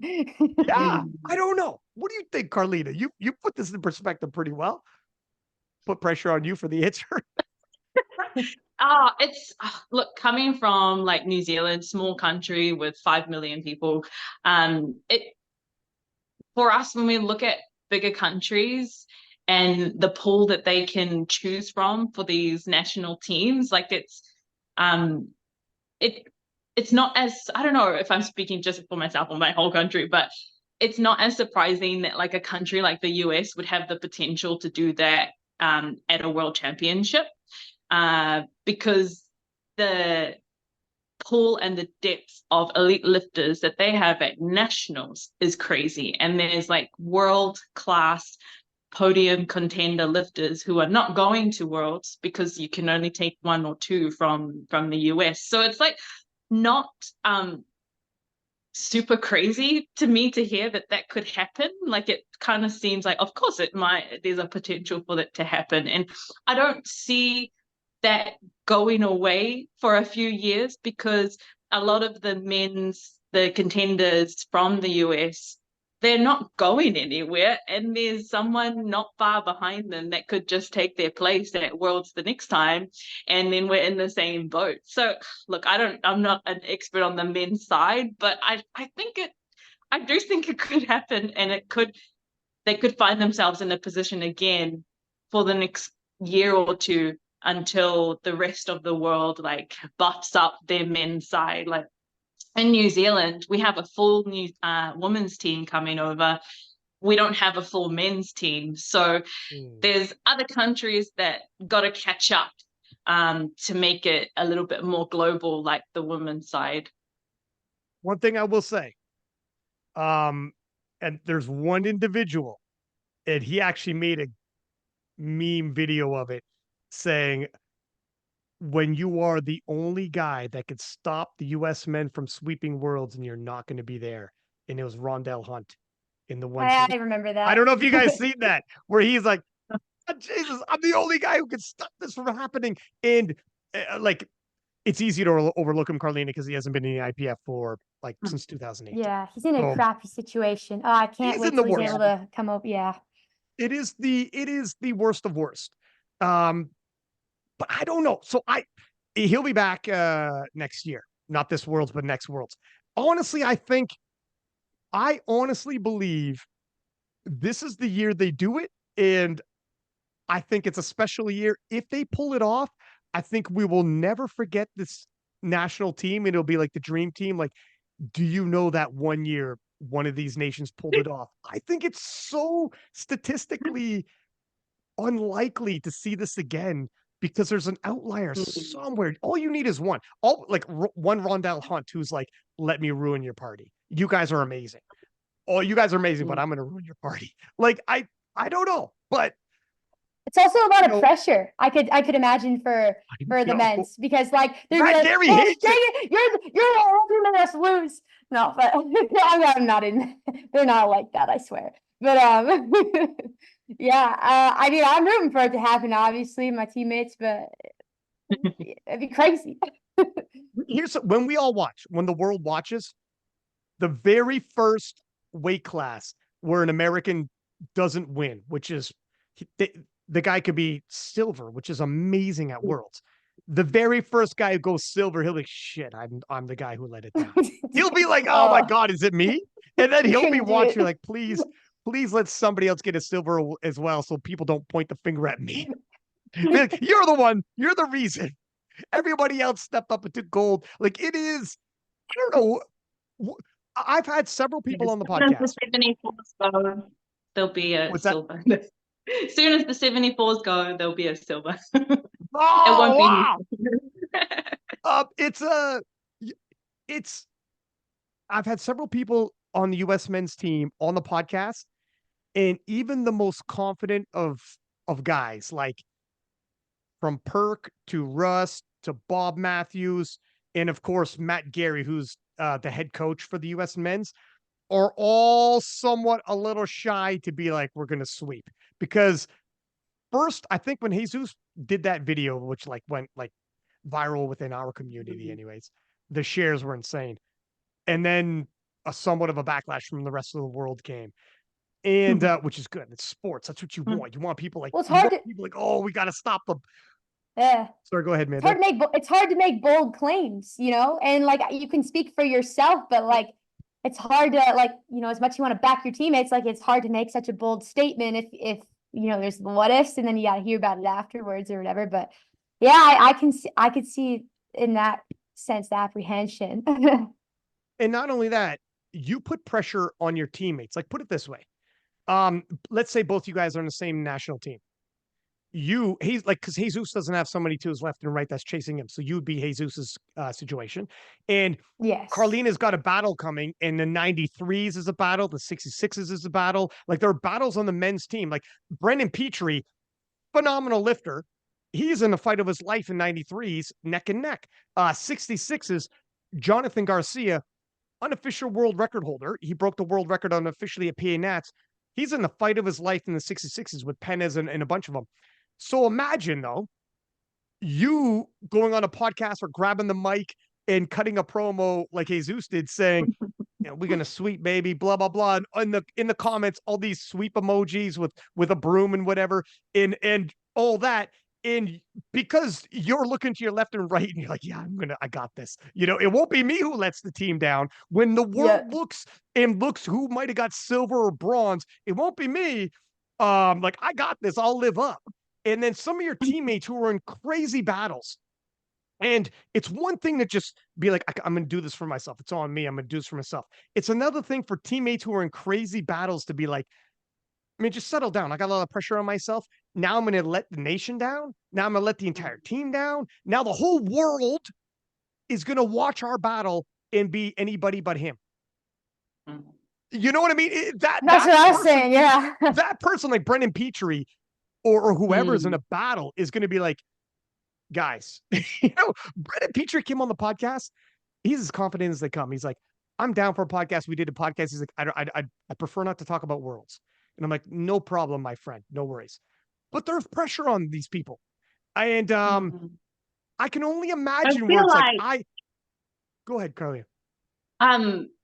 This is something I think we're lacking as a sport, is that country competitiveness, like especially when you come from a smaller pool country where you are kind of competing for yourself first and foremost, and then you might think about your country afterwards, because there's not that, like, you don't think about teams too much. Only the main countries are thinking about points and winning for their country. And whereas if you're like an All Black on the All Blacks team, the rugby team for New Zealand, it's for your country. Like, it's for your country. You're only thinking about what your country is going to say after you win or after you lose. And like that's a part of being an elite, world-class, international representing athlete that I think some of us are missing. I'm missing it. Like, I don't quite have it fully yet to the full extent that a New Zealand team would have in another team sport. So I think it's interesting, and like if they could find a way to embrace it, like they'd be able to pull from some places, some deep places to help them. But I understand it's a lot of pressure, but that's what it's about. That's what representing your country is about. I agree. I love that it's a storyline. I love that this has happened. I'm embracing it myself as a fan watching. And I agree that we have something unique with our sport in that our world championships isn't like the Super Bowl or the NBA or Major League Baseball or whatever, where it's not actually a world championship. They're teams that have people from around the world, but they're like, it's not a world championship like powerlifting. It's worlds, nation versus nation, and we embrace our world championship. It'll never go away. Sheffield is phenomenal, but you can never replace the world championship of what it means. And as a matter of fact, Sheffield probably makes props world championship up even more. One feeds the other, which is happened to be nice. But I agree. I love it. I love this conversation. I love this narrative and the debate that's, can they do it? And it is interesting. And I also can see where some people on the team, like people are coming on the podcast now who are very confident, who are stopping short of saying we're going to sweep. Ever since And it's like, oh, you guys are feeling this a little bit, huh? And because there are things already, other sports, they know what it feels like. Other sports, I know there are guys who play hockey, play, all these other sports who are like, don't make huge, bold claims because you can only do so much. There are some people on a team who will run their mouth when the press puts a microphone in their face, and other team members will be like, my friend, do you know what you contribute to this team, but the pressure you put on everyone else? Like the goalie, the amount of pressure on a goalie, or baseball, the pitcher, the amount of pressure on a pitcher when he's up there alone. And it's like you just augmented every strike, every hit on him, the goalie, every goal he lets in. The pressure you put on all your teammates, you want to bust a soundbite. If it's just you and you're a boxer, MMA fighter, powerlifter, that's one thing. But when you do that team wise, you're throwing pressure on the entire team. So some people in certain team sports feel ways about it. Like Matt Gary's like, I don't want to talk about that. He's like, me as a coach, if I say that, I'm that guy who just threw all that pressure on everyone else. Some people are in crazy battles and are like, hey man, I'm having trouble sleeping here. I'm going to perform a little better if it's just focusing on what I could do. However, having said that, as a yeah. fan, ain't mad at it. As It a was. fan, ain't mad at all. Ain't mad at all. I'm here for it. Yeah. I don't think people realize like that in itself, just like competing just for your own performance, that's a lot of pressure there, just, alone. And then adding that, additional layers for your country, for your team, like you're going to be the one to mess it up. Like, like it's already sometimes hard to sleep at night before a meet. You know what I'm saying? Like, especially Yeah. like I've done, and I'm sure Karlina can speak on this. Like, we've done a lot of meets, and they do get easier, but there's still a bit of nerves. Like the first Sheffield, like there's a 2,000 person stadium out there. Like you're down 4 levels warming up. The place is roaring. You go to tour the venue the day before, and you're like, oh crap, like the show day is tomorrow. But there is a pressure there, and you want to live up to what everybody thinks you can do, and what you were putting up in training, and try to replicate that. But sometimes you fulfill that, sometimes you fall short, you get disappointed with yourself, but you get right back up and you want to show out the next time. But yeah, I myself, I put a lot of pressure, so I couldn't imagine more of it. Into like I think early days when there's like 2 or 3 nations at an international meet, I'm sure a men's team swept or women's team swept. I mean, in modern times, by the way, just in case there's powerlifting nerds listening to this and like, actually in 1979. But in Karlina, you made a great point in terms of the All Blacks. I'm not into rugby, and I'm on the other side of the world, but I know the All Blacks. I know who they are. You know what I mean? Like you can be a thing of legend when you're a team. It's true, and it can transcend sport. And what I do like, what I've noticed more and more as this, and this is a sign of the times. This was not the way it was when I first started commentary, but since I think maybe it was you when you were competing, Karlina, there were people doing the All Blacks, or I don't know if it's just pertaining to All Blacks or if it's a New Zealand chant. Sorry, I don't want to fuck up the name, but what's the name of it? The song and dance? Oh, the haka? Haka. Yeah. Yeah. And it is amazing to see like nations cultural like themes, songs, whatever being brought to our world championships. And New Zealand has several stars. You, Evie, Tim Monagatti in a sensational battle of the 74s, the whole nine. And to see nations bring their flavor from and that we're used to seeing in other sports, and now it's on ours. And to see that national pride and like we're all together in this, it's cool, man. I like that, and I agree. I hope there's more of that. Yeah, I no, think it'll help us grow. absolutely. Yeah, totally. And I think, we bring our families and our friends into this thing, and they bring the culture. And, my mom's auntie and partner are coming again this year. And last year they had made like team shirts, and they had like Māori patterns on it and my name on it. And so like the more of that happens, like I know Keiko had made his own shirts for Sheffield. And, it's it's little, you know, on the scale of things, but when people see it, like it does catch on, and people do notice it. And yeah, the more culture, the more different things that the different countries bring to the sport, like the better. It's so cool. Yeah, it's super cool to see. That's why it feels like the world championships. Like you share an elevator and can hear 4 different languages on any given day because Mhm. that's how many different people are in there. It's cool. You're like, oh my God, this is worlds. There's a Mhm. big difference when you go to the world championship or like a local or national meet, and this is what it is. Hmm. I was gonna ask you guys, so in terms of your powerlifting careers, two-part question. It'll sound like they're both the same, but they're not. So I'll have to explain these questions, but these are good one for both you guys.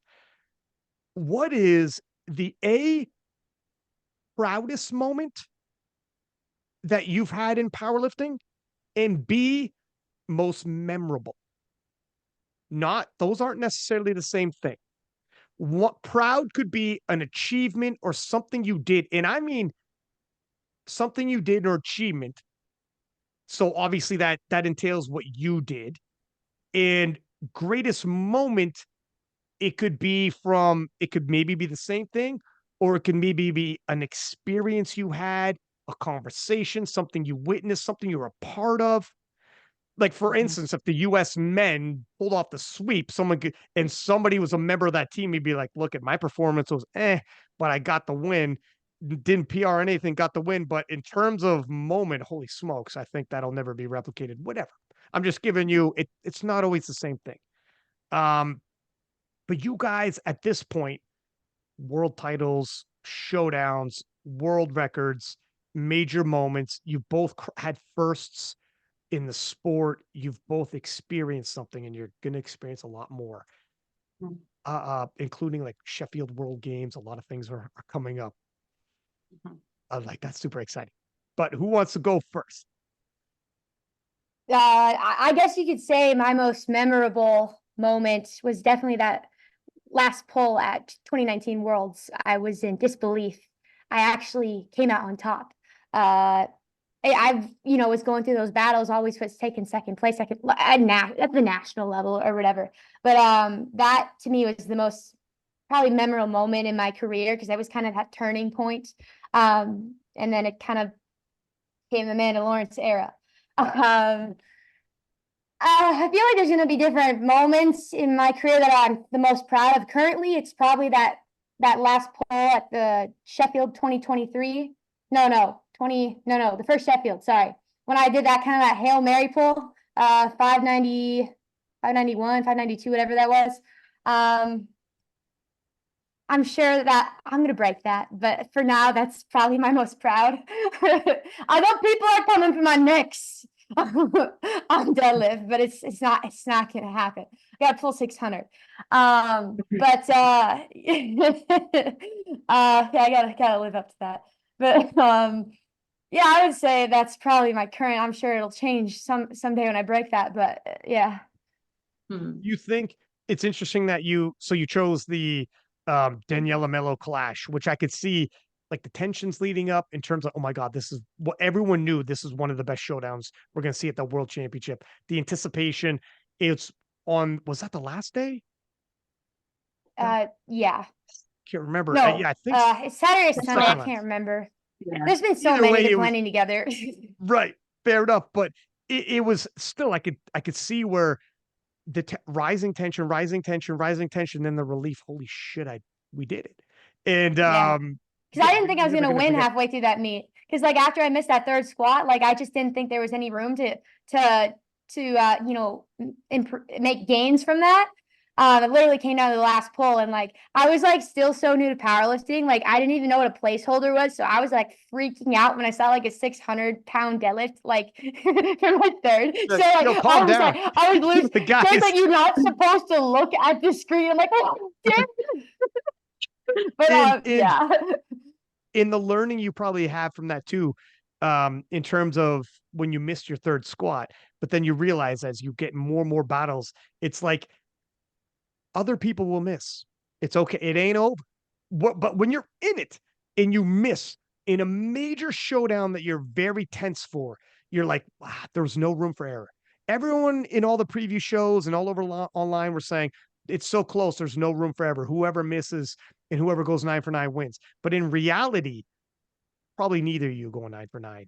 So it's okay. In When you're reality, pushing yourselves to the limit, yeah. right. Yeah. It's like, it ain't over. A lot of people win, even in super close battles, despite missing a couple lifts, because other people are going to miss lifts as well. I've seen enough battles to know that. But you only learn that and go through adversity going through it, and feeling all those emotions. And then when you come out the other side a win, it's huge. How about you, Karlina? How about yourself? Yeah.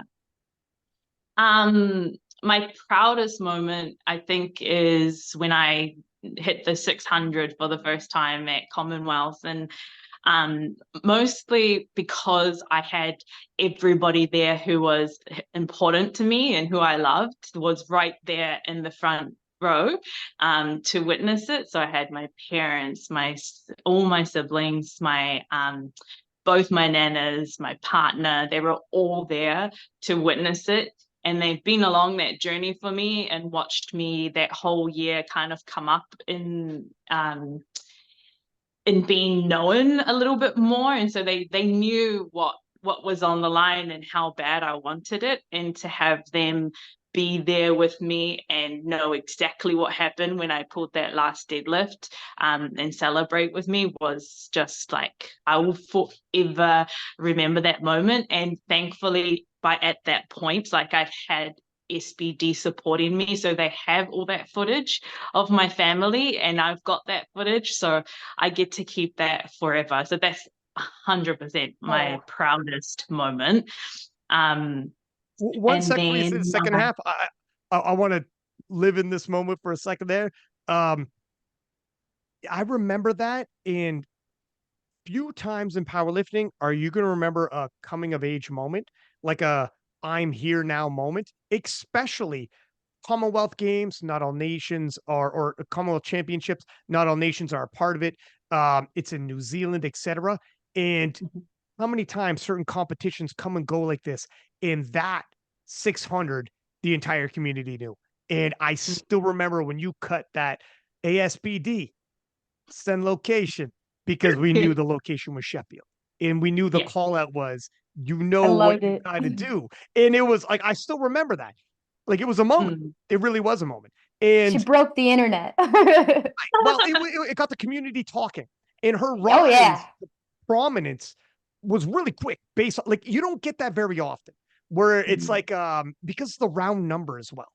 It was the first 76 to hit 600. And there's also something to be said for the innocence of, and some people who end up accomplishing a lot talk about on the way up, a victory, like in comparison, 600, like winning the Commonwealth Championship isn't like winning a world championship or mega showdowns, but people talk about who have made it and get accomplished, talk about a win that was on the way up and the innocence of it and what it felt like at the time, the first big one. Even though people like, really, but you've done so much since then that's much bigger stage on more views, more platform. And you were like, yeah, but you don't understand what that meant at that time.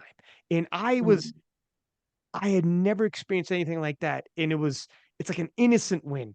Like, now that you've had so much other success, mega showdowns, world titles, etc., you can never go back. If you go back to a Commonwealth win, it'll never feel like that. You'll never have that burst where it's like, holy shit, everybody's talking about me.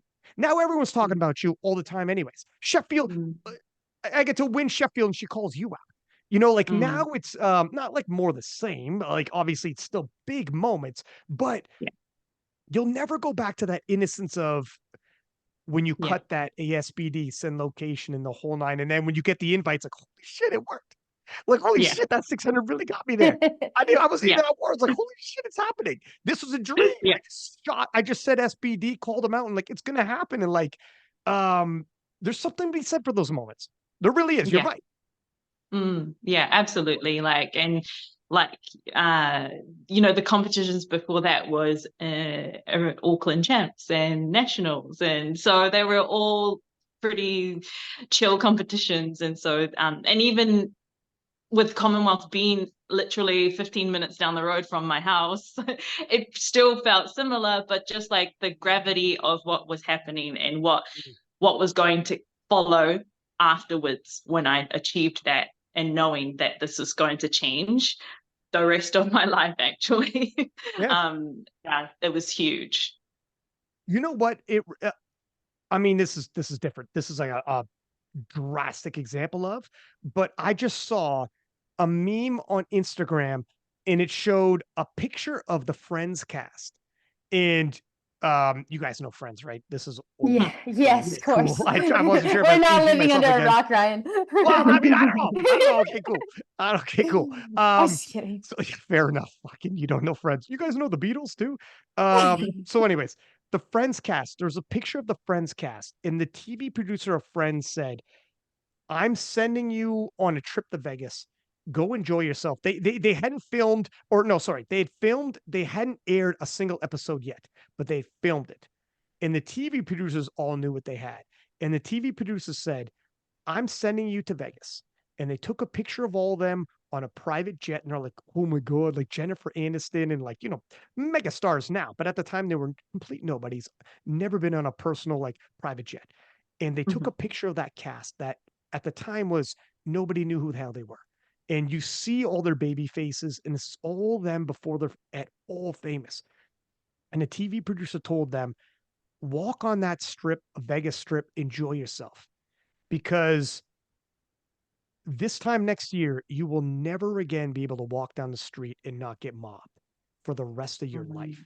This will all change. You can never go back ever again."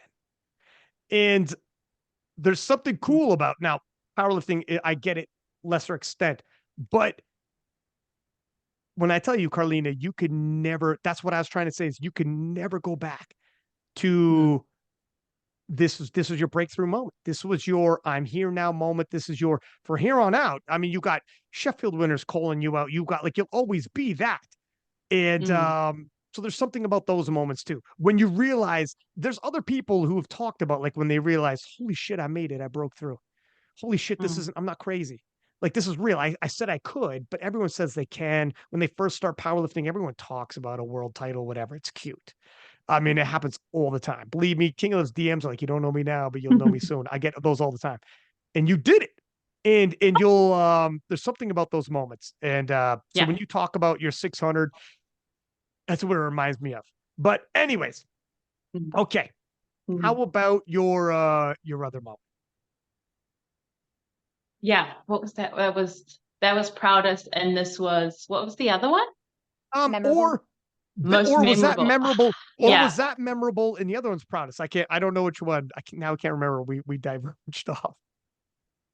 I think that one's definitely proudest, just with my family. And then the most memorable was actually just standing on the podium, and just looking around and realizing that I have become a world champion.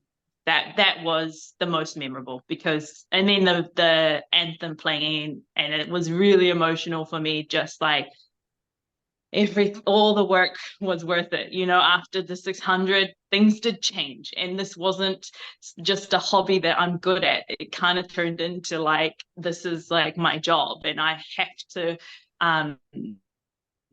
have to perform, and all this stuff is on the line. So that was the most memorable moment. Yeah, I'll always remember what it felt like standing on the podium. There's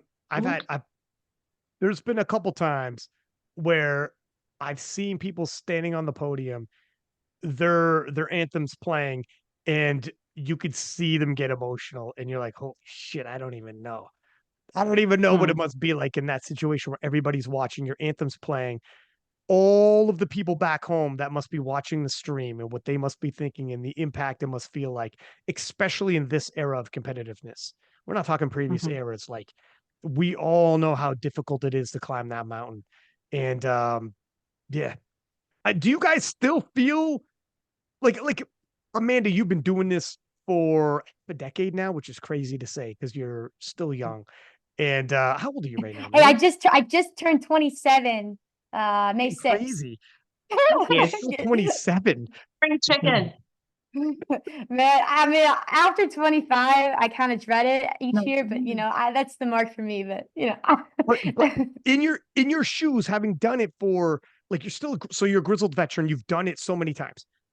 Is it still, how does it feel like now comparatively after all these years when you've done like a world championships every year since 2019? It doesn't feel the same. Because I'm just not in these battles. Like it just felt like it meant more. And although I'm lifting quite a bit more than 2019, it felt like it meant more then. And again, like I said, it was kind of my turning point. But I still like go into each world championship giving my all, looking to. I want to show not only everyone but myself what I can do. Because like, what's the point of still doing this sport if you're not trying your best, right? Like I've had a lot of people ask me like, how do I still do this, stay motivated? And it's just because like I'm chasing like with Karlina, that's 600 kg total. Like I have my own personal goals that I want to hit, and I guess once I'm satisfied with that, maybe I'll consider retiring, but not even close to that right now. But yeah, like maybe this world's to me like isn't as exciting as like Sheffield was, for example, training up for. There's like a lot of on the line at Sheffield, right? There's a lot of different ways things can play out. I don't want to say I'm coasting into the world championships these days, but it definitely takes more to be motivated. Like I said, I keep trying to go for that best overall lifter sort of thing. Just trying to just mix it up, with my mentals to keep me going. But yeah. I'm confident it'll happen again. I mean this when I say this. Look at Karlina, that story we just said about 600. She emerges and all of a sudden it's like, hey, let me join this party at 76. It's like, holy shit. Okay. From another side of the world, Karlina just emerged and she wasn't even at the world championships. Now she's at Sheffield. You know what I mean? Like, Yeah. that's a pretty quick ascension, if you will. And at 27, you're not slowing down. You're gonna continue to do this. It's almost inconceivable. Nobody's gonna emerge in the next, if you do this for what, another freaking 7 years, which is crazy. Someone's gonna emerge. Or you could do this, however, 10 more years. I don't know. You Yeah. could, which is forever. But God, I can't think of a So decade. it's a lot of meets every This is year, like yeah. virtual with AI, virtual reality. I don't even know what that future is going to look like. But someone's going to emerge. You are going to have it all over again. You're going to have a mega showdown all over again. But the way you feel now isn't going to, and you'll look back and be like, oh my God, remember when I had that stint where it was just me? It'll happen again. So hang in there, keep plucking away. You're building a legacy right now and a resume that's insane too. I appreciate that. I'm just gonna be a little confident here. Like I am 100% sure if I'm healthy, no one is gonna stop me. No one's gonna win against me. It's if I'm, something's happened, a small injury, like that's when it's gonna give people a chance. But like I'm only growing as the years progress. Like Sheffield, I guess I didn't put out as big of a meet as I would have liked, just because I cut too much weight. But we learn, we adjust, we fix it for the next time. Because that's just not gonna happen again. But yeah, it'll come. But this is just like the Taylor Atwood talking in me. Like if I'm at my healthiest, no one can beat me. How about you, Karlina? How do you feel like year over year? I know it's not a lot of years yet, but do you feel like you still get the goosebumps? You still get the, oh my gosh, I'm right in it. Because you are right in the thick of things. You're always in the fire. Yeah. I'm very lucky that I am always in some kind of in battle, and I haven't had years and years on the international stage, so like I am still feeling like new to the world stage, but also very experienced and new in the experience of like being able to enjoy and take it in. And it's very hard not to feel motivated because I do have Agata right there, and Jess, and then yeah, so it's always exciting. I still get butterflies, and sometimes if I think about it too much, I like physically get butterflies and a little bit dizzy because I'm just like, I am Dizzy. so excited for this battle. So if I catch myself in there, I do have to take some deep breaths and slow down. I was talking to Bob about this just on the last podcast. Athletic primes come and go relatively quickly. Like even if like a long, quote unquote, long career to your lifespan is not a long time, you really do need to stop and take a look around sometimes and be like, this isn't going to last forever. Before you know it, you'll blink, you're in your 40s, 50s, 60s, whatever. And this is like history. These moments you guys are experiencing, both of you have already experienced and are about to experience, are 1% of the world is going to know. Very few people, like it's crazy that you guys are multiple times stepping up to the plate in a sport this competitive. And ahead of you, more Sheffield's World Games, a multi-sport event like World Games. And it's almost inconceivable that either of you won't make it to World Games. That's ahead. You guys have a bright future. All I could say is just embrace these moments, take a look around and be like, holy shit. Each and every time. Some people ask me like if I love because I've been commentating and podcasting since like 2016, like I said. And I said, I know I love it because when I sit down in the booth, even after all of these years, all of these sessions, the amount of times I've done this, I still get that feeling in my stomach. And it's like, oh, before a big showdown, a big one that I'm anticipating. And look at like I talk like I'm a freaking hopeless romantic. This is the way I romanticize storylines, narratives, everything. This is what I do. But it is like when you're 70 years old and you look at your significant other and they still look like they're 25 to you in your heart. It's the same. I still feel like in my heart, I'm the six-pack Lapadat that first sat in that booth, and I'm like, holy shit, I can't believe this is happening for me. And I don't get over it. It's never old hat for me. So anyways, yeah, embrace the moment and there's more moments coming down the pipeline. Do you guys want, oh wait, actually before we play, I want to play the name game with you guys, but actually I want to get your feedback on something.